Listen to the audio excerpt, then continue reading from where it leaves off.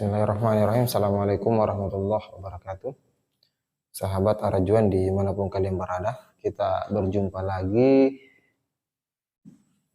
dengan tema yang menurut saya semoga sahabat-sahabat tidak bosan ya. Kali ini kita mau mengangkat soal masalah habaib lagi, kelanjutan dari persoalan yang kemarin soal Ba'alawi, kemudian nasab, ya masih seputaran itulah. Nah, hanya saja saya punya tadi saya scroll kemudian ketemu dengan pernyataan seorang Habib Bahar. Pernyataan seorang Habib Bahar Smith. Beliau membedakan posisi orang yang berilmu dengan orang yang punya nasab garis keturunan langsung Nabi besar Muhammad SAW. Beliau membedakan posisi kemuliaannya.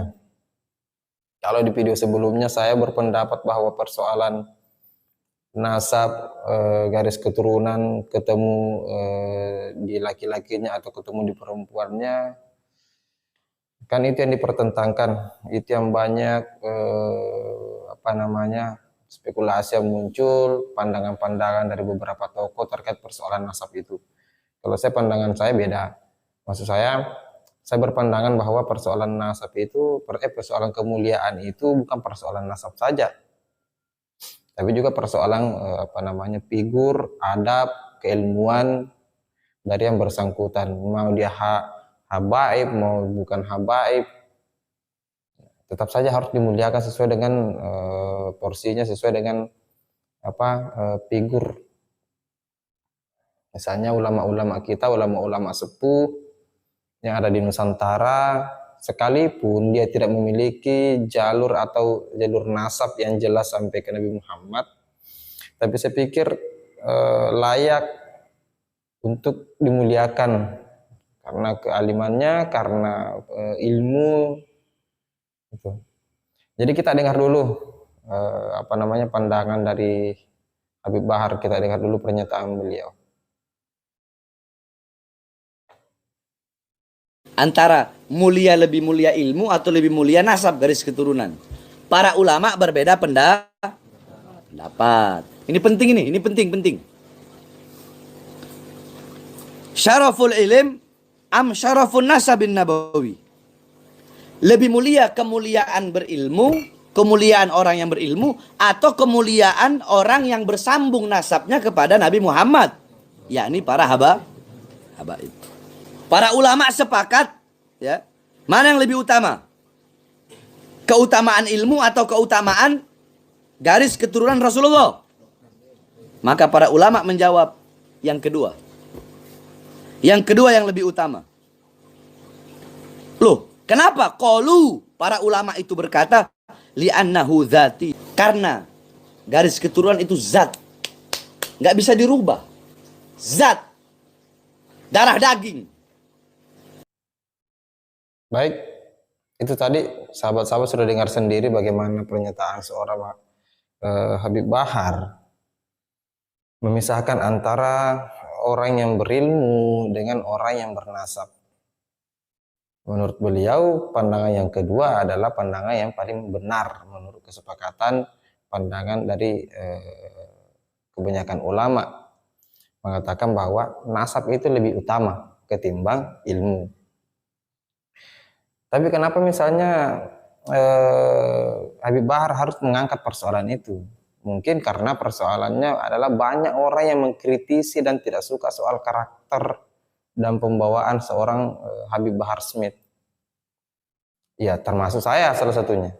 Saya sudah untuk yang kedua kalinya saya buat video yang menyinggung soal Habib Bahar ini.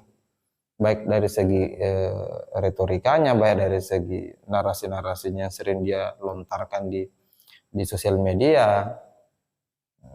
Menurut saya itu tidak tepat keluar dari mulut seorang habaib.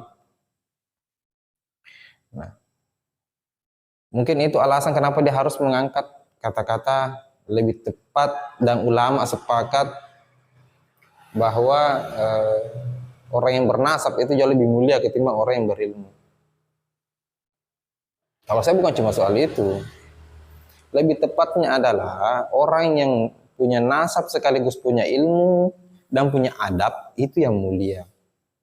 Jadi jangan semata-mata persoalan nasab kemudian dijadikan sebuah pembenaran bahwa apapun yang dilakukan oleh oleh seorang habaib itu harus dimuliakan, tetap harus dimuliakan. Ya, jangan dulu. Kayak modelan Habib Bahar ini yang kemudian sering kita saksikan sendiri, ucapan-ucapan yang keluar dari mulutnya itu kadang jadi kebun binatang, kadang keras dan kemudian tidak difilter. Saya pikir harus dievaluasi dulu, harus dipikir-pikir dulu bagaimana cara memuliakan Habib Bahar dengan kondisi yang dia selalu tampil di permukaan dengan modelan seperti itu. Kan berbeda misalnya dengan para habaib yang lain yang muncul dengan kesejukannya, dengan ilmunya, kemudian dengan alimnya, memahami dan memandang sesuatu dengan bijak, tanpa harus teriak-teriak, tanpa harus marah-marah, tanpa harus narasi-narasi yang keras.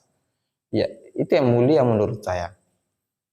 Nah, Habib Bahar menggunakan kalimat-kalimat pembela seperti ini, saya pikir ini asli pembelaan untuk menutupi kekurangannya dia yang di mana-mana selalu frontal, selalu marah, selalu menggunakan kalimat-kalimat yang tidak tepat lah untuk seorang habaib. Saya pikir itu sahabat-sahabat bisa berkomentar saja di kolom komentar terkait apa yang saya sampaikan ini dan bagaimana menurut kalian soal pernyataan Habib Bahar. Apakah kalian sepakat atau tidak sepakat? Intinya adalah muliakan habaib, tapi dipilah-pilah dulu. Maksud saya bukan berarti kita harus memilah-milah habaib mana yang harus kita muliakan, habib mana yang tidak kita muliakan. Semua kita muliakan, tapi tidak semerta-merta segala sesuatu yang menjadi gerakannya dia, tindakannya dia, pola pikirnya dia, cara beretorikanya dia harus kita terima juga, ya jangan dulu. Kita ini orang berakal. Kita tidak fanatik soal nasab-nasab seperti ini, tapi tetap saja perintah untuk memuliakan habaib itu kita harus yakini, kita harus taat, kita harus muliakan sebagai sebuah adab. Mungkin saya pikir itu dulu untuk video kali ini. Kita ketemu di video selanjutnya. Akhir kata, wallahul muwaffiq ila aqwamit thoriq. Assalamualaikum warahmatullahi wabarakatuh.